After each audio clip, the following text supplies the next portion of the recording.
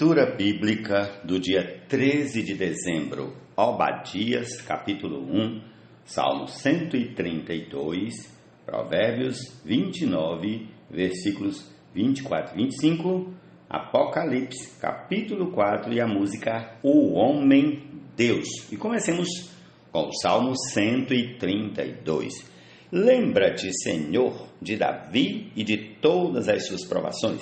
Lembra-te de como ele jurou ao Senhor e fez votos ao poderoso de Jacó, dizendo: não entrarei na tenda em que moro, nem me deitarei no leito em que eu repouso. Não darei sono aos meus olhos, nem repouso às minhas pálpebras, enquanto eu não encontrar um lugar para o Senhor, uma morada para o poderoso de Jacó.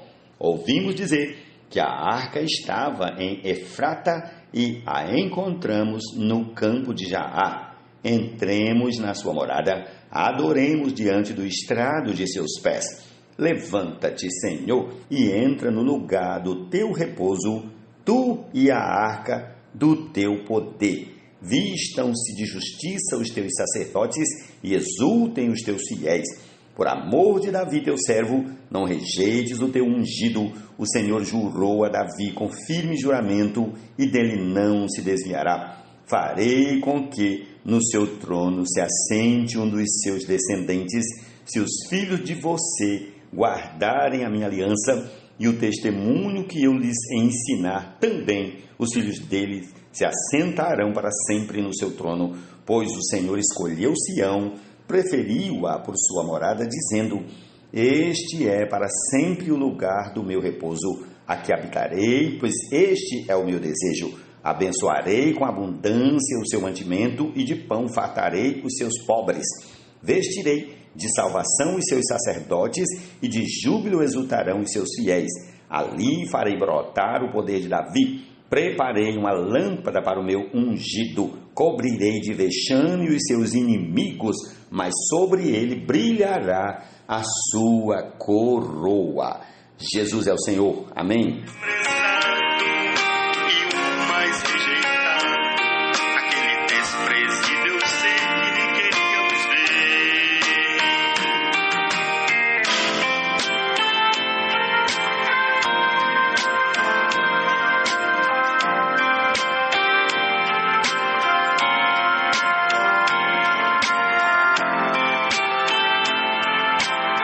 Quem tem parte com um ladrão odeia a própria alma. Mesmo ouvindo a maldição, permanece calado. Quem tem medo dos outros cai numa armadilha, mas o que confia no Senhor está seguro. Amém. Jesus triunfou e em Deus o Pai entrou. Estamos conduzindo para nos colocar no Pai onde Ele já está.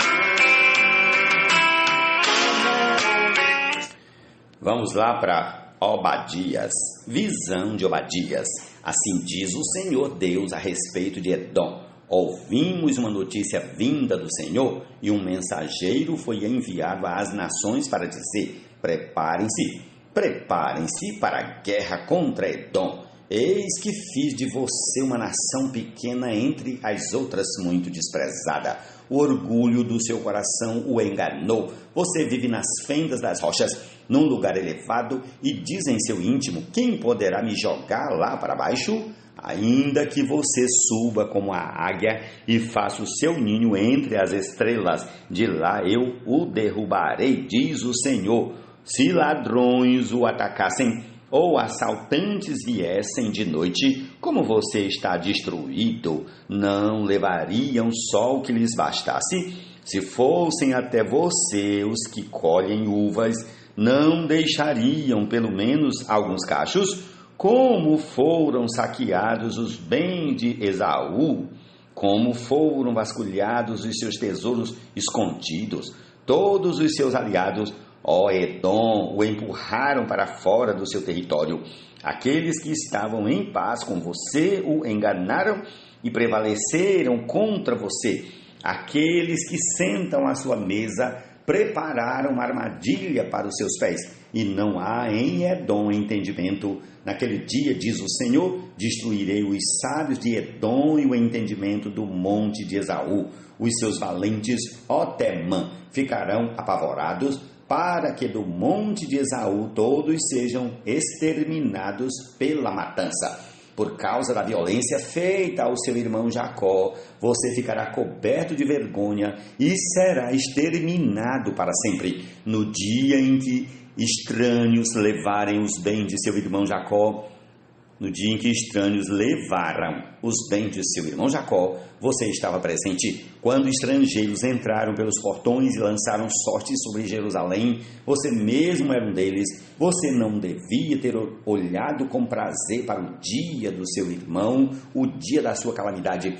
Você não devia ter se alegrado pelo que aconteceu com os filhos de Judá no dia da sua ruína. Você não devia ter falado de boca cheia no dia da angústia.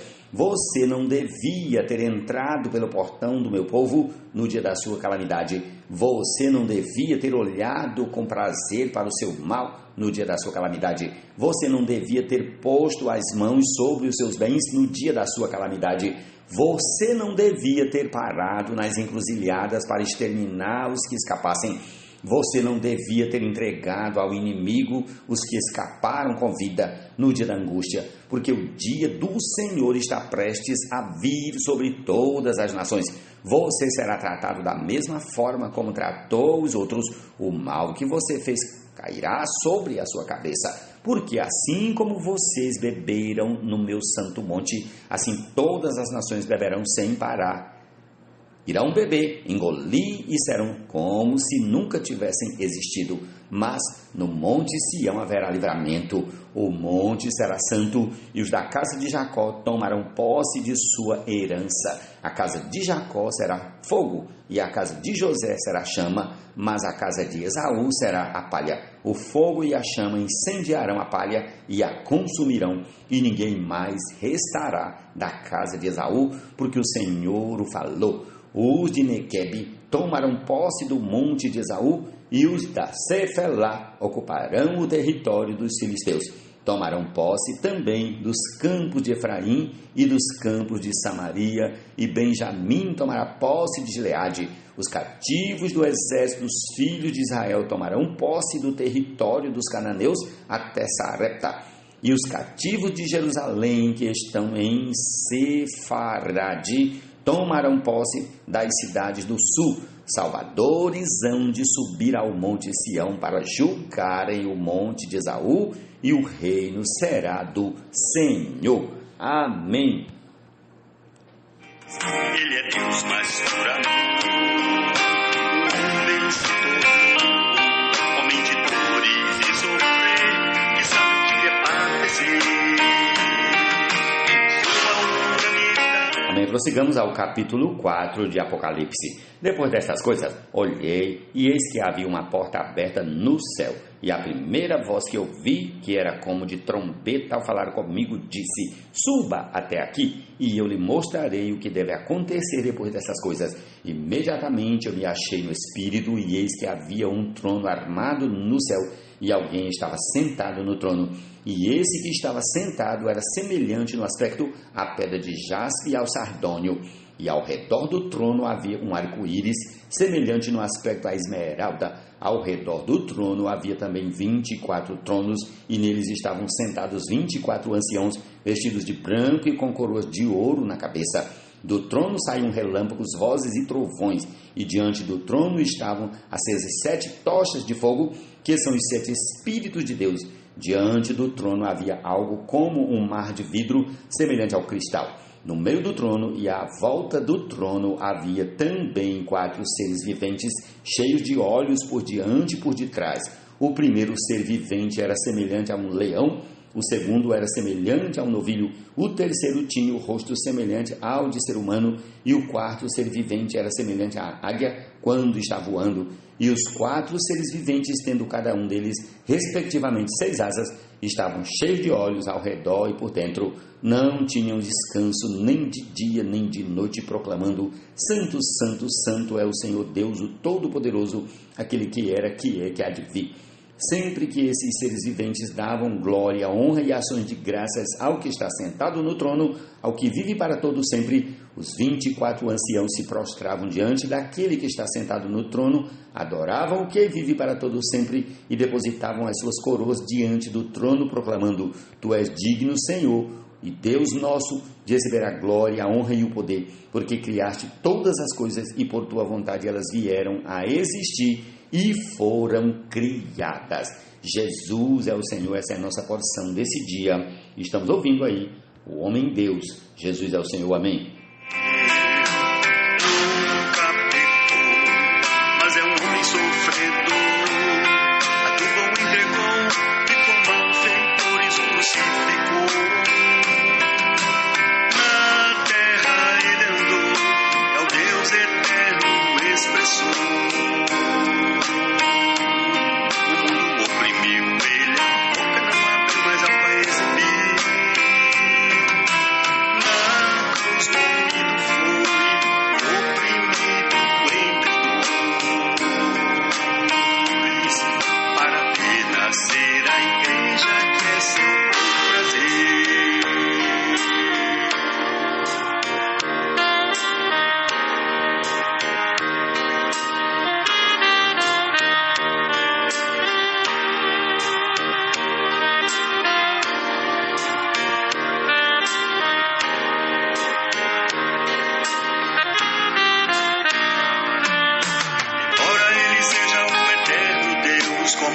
Jesus aqui viveu